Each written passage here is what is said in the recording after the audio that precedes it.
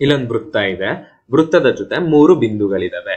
P ಅನ್ನೋ ಬಿಂದು ವೃತ್ತದ ಒಳಗಿದೆ, ಕ್ಯೂ ಅನ್ನೋದು ವೃತ್ತದ ಮೇಲಿದೆ, ಅದೇ ರೀತಿ ಆರ್ ಅನ್ನೋದು ವೃತ್ತದ ಹೊರಗಿದೆ. ಈ ಬಿಂದುಗಳಿಂದ ವೃತ್ತಕ್ಕೆ ಎಷ್ಟು ಸ್ಪರ್ಶಕಗಳನ್ನ ಬರೀಬಹುದು ಅನ್ನೋದನ್ನ ನಾವಿಲ್ಲಿ ಚೆಕ್ ಮಾಡೋಣ. ಮತ್ತೆ ಒಂದು ಬಿಂದುವಿನಿಂದ ಅತಿ ಹೆಚ್ಚು ಸ್ಪರ್ಶಕಗಳು ಬಿಡಿಸೋದು ಅಂತಾನು ನೋಡೋಣ.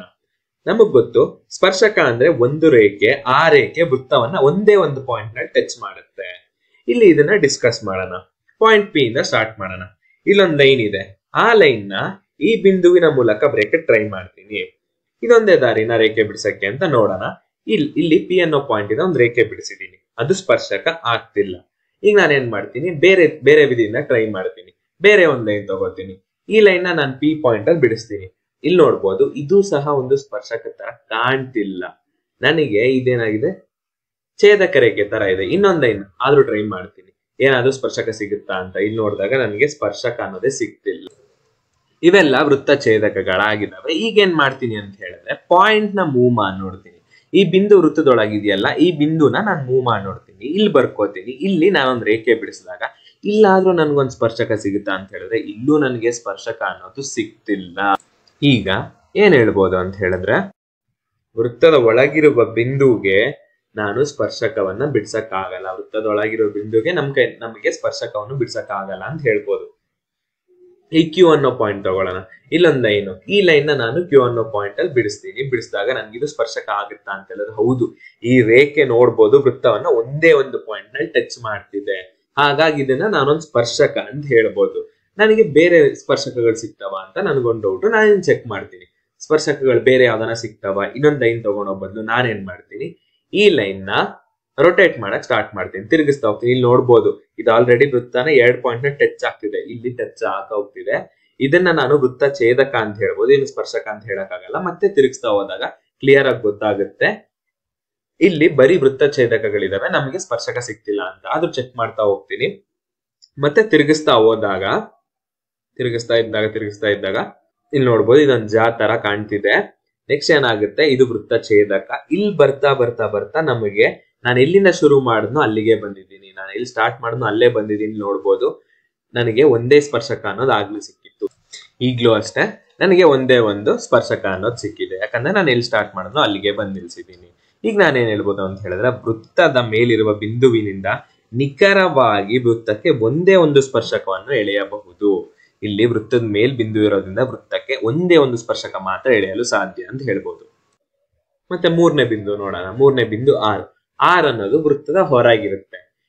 ಈ ಆರ್ ಅನ್ನೋ ಬಿಂದುವಿನಿಂದ ನಾನು ವೃತ್ತಕ್ಕೆ ಒಂದು ಲೈನ್ ಬಿಡಿಸ್ತೀನಿ. ಈ ಲೈನ್ ಬಿಡಿಸಿದಾಗ ನೋಡಿ, ಈ ಲೈನು ವೃತ್ತನ ಟಚ್ ಆಗ್ತಿದೆ ಅಂತ ಹೇಳಿದಾಗ ಇದನ್ನ ನಾನು ಸ್ಪರ್ಶಕ ಅಂತ ಹೇಳ್ಬೋದು. ಸರಿ ಮಾಡ್ಕೊಂಡ್ರೆ ಇದು ಲೈನ್ ಅನ್ನೋದು ವೃತ್ತನ ಟಚ್ ಆಗ್ತಿದೆ, ಇದನ್ನ ನಾನು ಸ್ಪರ್ಶಕ ಅಂತ ಹೇಳ್ಬೋದು.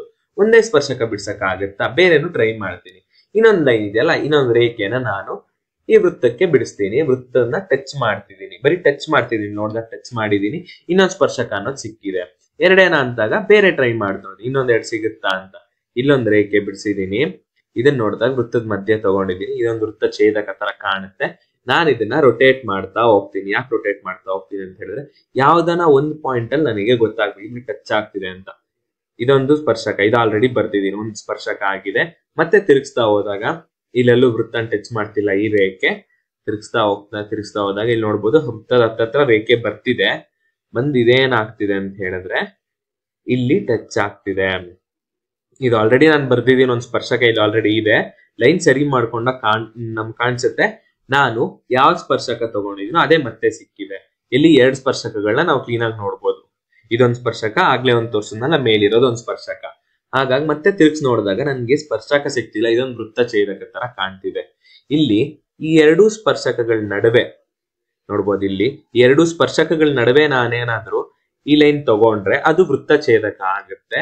ನನಗೆ ಈ ವೃತ್ತಕ್ಕೆ ಬರೀ 2 ಸ್ಪರ್ಶಕ ಸಿಗುತ್ತೆ ಅಂತ ನಾನು ಕನ್ಕ್ಲೂಡ್ ಮಾಡ್ಬೋದು. ನೋಡಿ, 2 ಸ್ಪರ್ಶಕಗಳು ಮಾತ್ರ ಸಿಗ್ತವೆ.